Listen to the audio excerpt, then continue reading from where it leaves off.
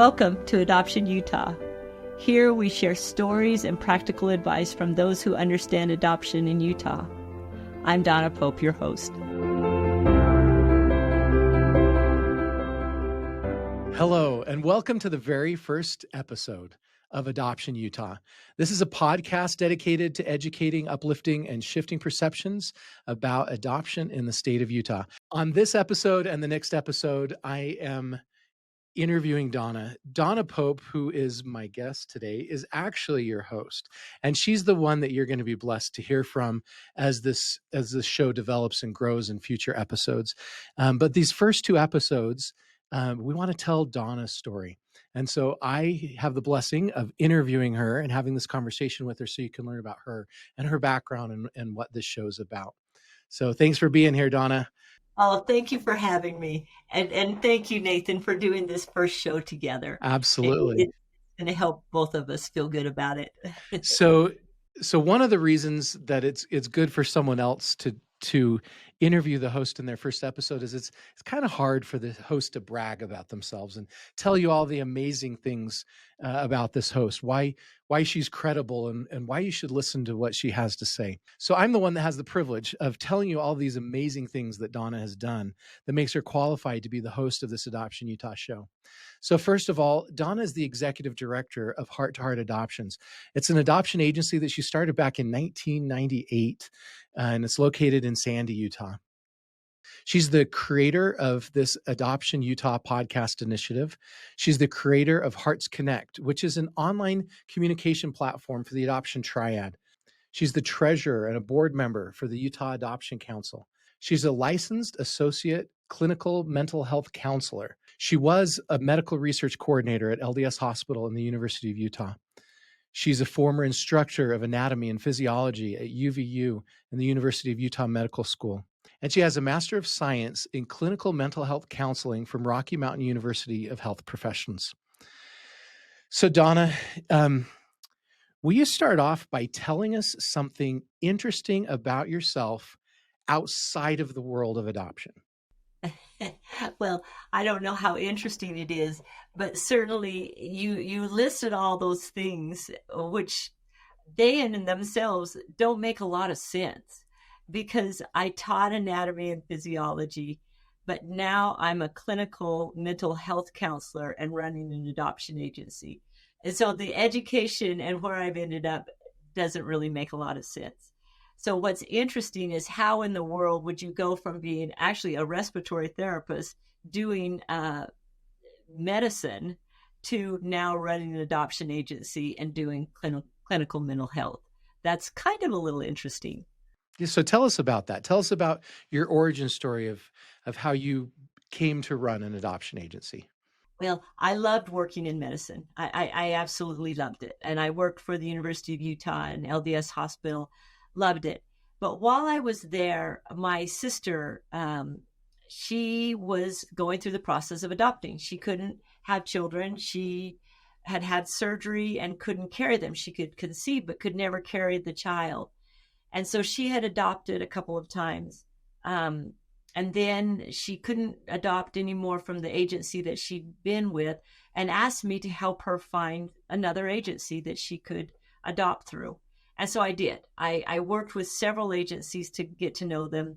And in the process, I started seeing some characteristics that were in some ways a little disturbing to me.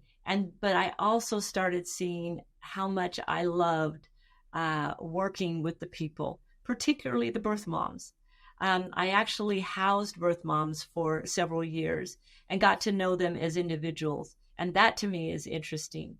I got to know them, their struggles, their desires, the things that really matter to them, and found that my heart went out to them. And one of the things that I thought was a little bit concerning was that regardless of how strongly people felt about adoptions, they didn't necessarily feel the same love towards the birth moms. And I thought, we got to do better than this, because this woman is coming to us with all sorts of struggles, but a really strong desire to do the best thing she can for her baby. And we need to work with her in a little different way. And so, even though I was working at LDS Hospital doing medical research, I started doing this a little bit on the side and started working with birth moms and started an agency that would focus on trying to make the birth mother experience a very positive one. Those birth mothers definitely are making a very courageous but very difficult decision. Can you think of a story, an experience during the last 27 years that you've been working with adoption that's particularly meaningful to you? Well, probably one of the first birth mothers I worked with, and she was living in an extra room that I had, and I would hear her in the room, and she would be yelling and saying, "Get off my feet! Let go of me!" And I would go, "Well, who's in there with her?" Because I didn't think anyone was in with her. And then she'd come out the door and she'd slam the door and she'd go out on the balcony. And so I followed her and I said, "What's going on? Who's in with you? What are you doing?" And she says, "Oh, there's nobody there." And I said, "Well, who are you talking to?" "Well, just the person that's always with me." And that's when I came to understand she had schizophrenia. And so she and I began to talk about this in a more genuine way. And she had never, for her, it was just a part of life. But we went to the doctor and we got her some medication and tried to help her with some of those thoughts. But I came to understand for her, that was her actually a comfort that she always had somebody there with her.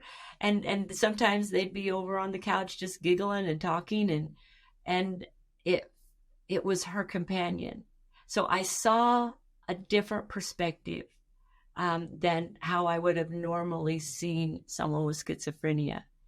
And I think it was that paradigm shift of I had not seen it like this before. And all of us have those struggles. All of us have struggles in different ways. That was a very clear and obvious one.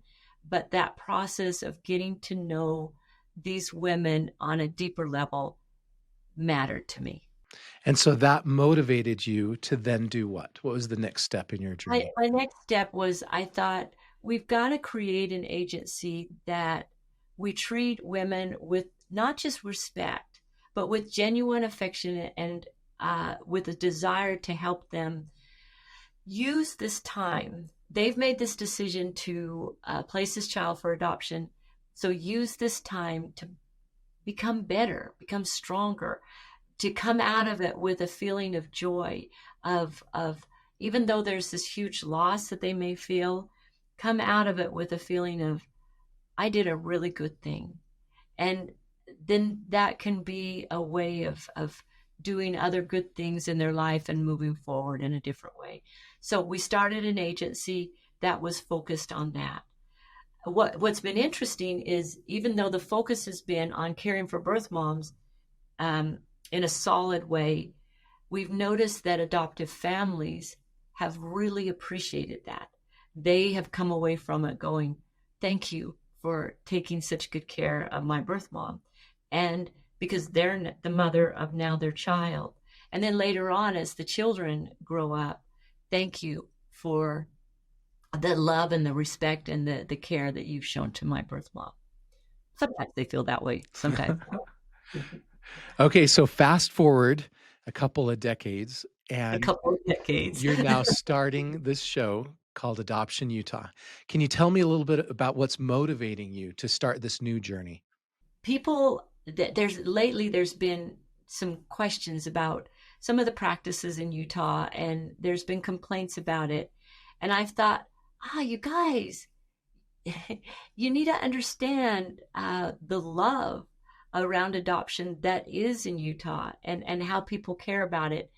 And quite honestly, you need to understand the laws and how the laws are trying so hard to be good to every member of the adoption community, and particularly every member of the triad, which I would actually include birth fathers into it. So it kind of makes it a quadratic.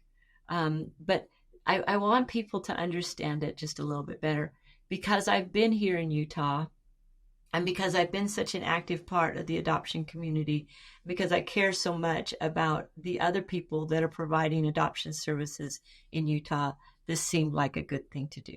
Yeah. I remember back many years ago when I took math class, I remember something called the quadratic formula. Good you brought that in. Yeah. I've never heard of anybody refer to the adoption triad as a quadrad, but that makes a lot of sense. Okay, so who is this show going to be for? And what benefit are they gonna get out of it? Well, I want anybody in Utah or anybody who's contemplating adopting in Utah to be able to understand some of the underlying principles that govern the laws and the practices of adoption in Utah. That's what I hope anybody that's interested in adopting in or with the laws of Utah to know. Okay. Um, how about stories of people that have had experiences of adoption in Utah? Will there be that that kind of dimension to the show as well? Oh, for sure, because stories is what it's all about. Is I want to tell the stories. I guess the most meaningful stories for me are the stories of my own children. Um, I was working, and she won't mind if I say her name, but Monica. It was in 1999, very early in starting the adoption, and Monica was staying with me, and she was pregnant, and she had been living on the streets in California, and didn't have anywhere to go. She was very involved in drugs and also involved in kind of the low life of drugs, meaning the crime and many of the problems that were associated with that drug scene down in California. And she needed to get away. So she came and stayed in a condo that I had. Um, she was so grateful for that opportunity to just have a home. I remember how skinny she was when she first came, and I had a fridge full of food, and I'd come home and she would have eaten all the food in the fridge. And I thought, wow, you are starving to death. Well, she was starving to death, and so was the baby inside of her that was starving.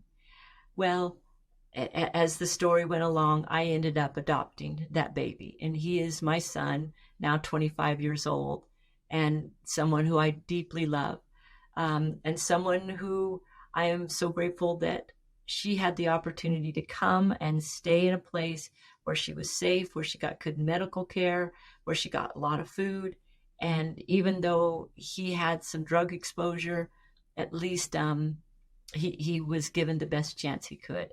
And so that kind of thing is what we're hoping that people will understand, that giving these women the opportunity for a good place for them to have their baby and that baby to be able to be adopted is our goal. Yeah. That's funny you talk about that son, that baby starving. I think I was on a phone call with you last week and he called you and he was starving and you advised him to get some tacos. I did. You advised him to get some tacos. You advised him. So tell us more about this show. How often are you going to publish, and how long are the episodes going to be, and what do you envision is going to, the benefit that's going to come to the adoption community in Utah because of this show? Well, I want people to be able to come and tell their stories. And we're going to interview people that are experts in Utah. We're going to interview lawyers. We're going to interview influencers here in Utah so that they understand the stories of adoption in Utah. We're going to try to do it once a week. That's going to be a challenge, but we're going to try to do it once a week and share some of these stories. We hope people will come and listen. We hope people will respond, and we hope people will ask the questions that they have, and that if there's concerns, that those concerns can be addressed. Yeah.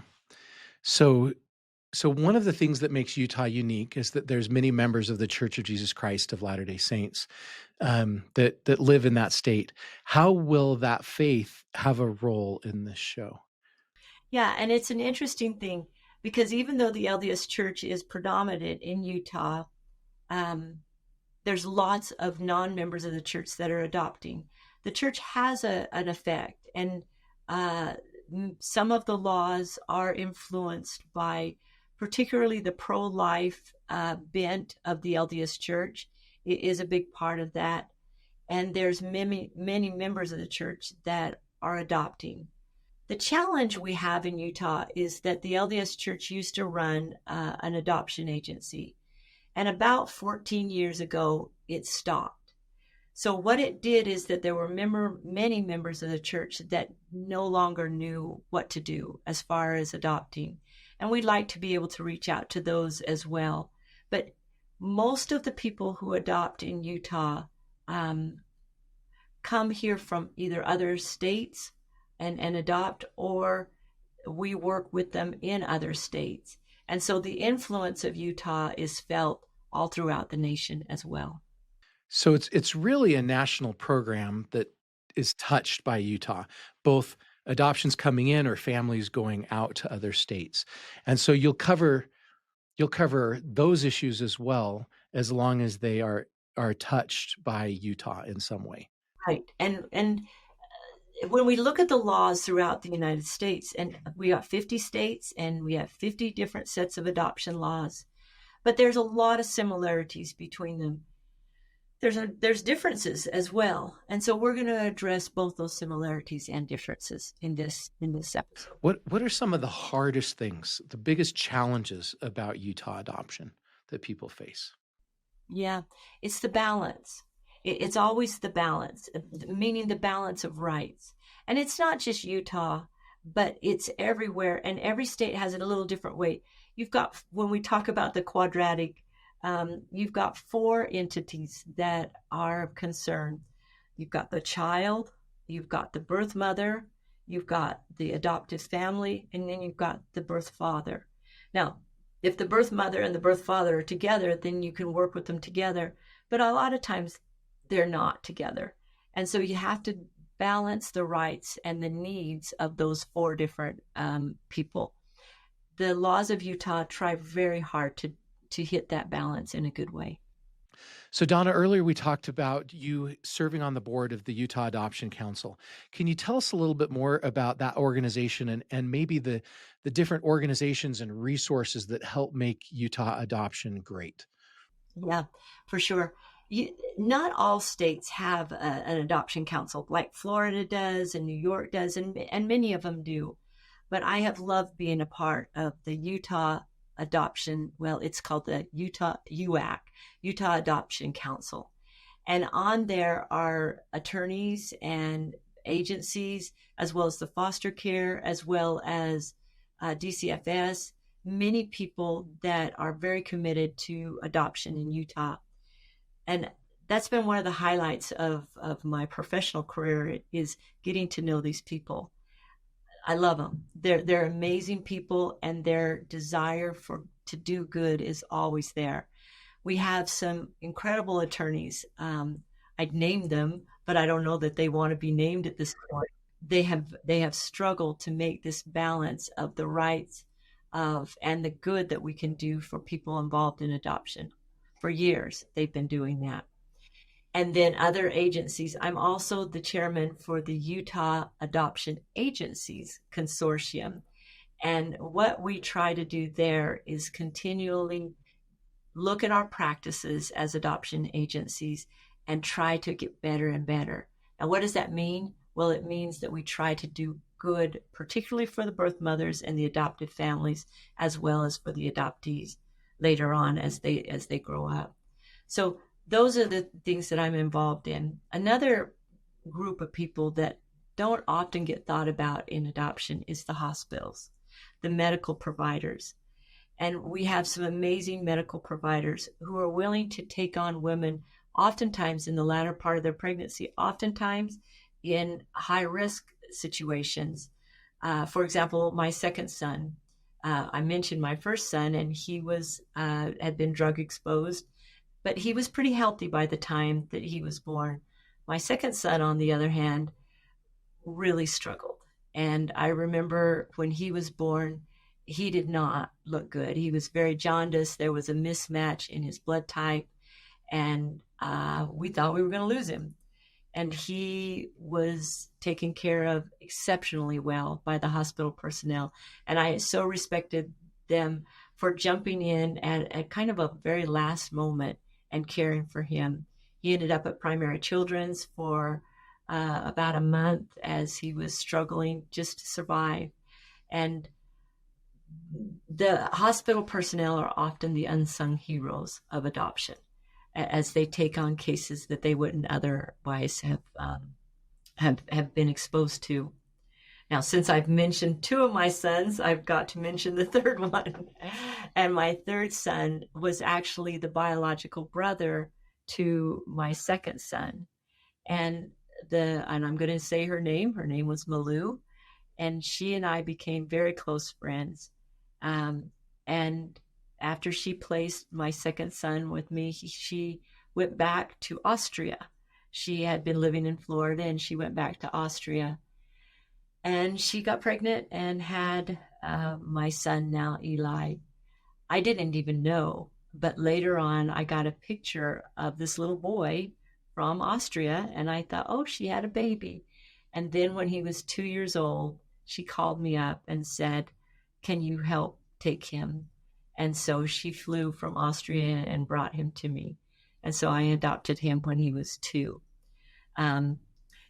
Adoption's a challenge. It's a challenge if you adopt newborns. It's a challenge if you adopt 2 years old children, but there's nothing more rewarding than any of that. And I want to share some of that reward with other people, as well as the challenges. Thank you so much for sharing those stories. That's probably the best part of this whole interview is learning about your personal connection to adoption there. And you can see that smile and that love on your face that you have for adoption and for your boys. One organization that we haven't talked about that I know you're involved with is the Utah Adoption Agency Consortium, where you serve as the chairman. Can you tell us a little bit more about the work that you do there? For sure. And we have a number of agencies that are involved. I'm trying to think how many agencies there are in Utah. There's about 12. When the LDS Church was involved, they had a lot of different branches. And when they dropped out, it left us feeling, oh no, we can't handle all this work on our own. But there's probably about 12 agencies, and they're doing amazing work. But we're always trying to do better. We're always trying to do better, and in working with each other to increase again, I'm going to go back to the word balance, but to increase how we treat birth moms and how we treat adoptive families, how we treat the birth father, and then later on how we treat the child, and balancing the needs and the desires of all of these parties is what we're trying to do. Okay, so Donna, we're going to end this episode where we've talked about you and your show, who it's for, what some of the benefits our people are going to receive from it, and we're going to do a second episode where we're going to talk specifically about Utah adoption and some of the things that make it unique. So if people want to know more about you and the work that you do in adoption, where can they learn more about that? There'll be a show notes. We'll have it on our show notes, and there'll be a website, Utah adoptionutah.com. And they can go and see the show notes as well as my bio on there. Perfect. Thank you very much. Thank you for joining us for this episode of Adoption Utah. I'm Donna Pope. Please visit adoptionutah.org to sign up for our newsletter and find caring experts who can help you with your adoption journey.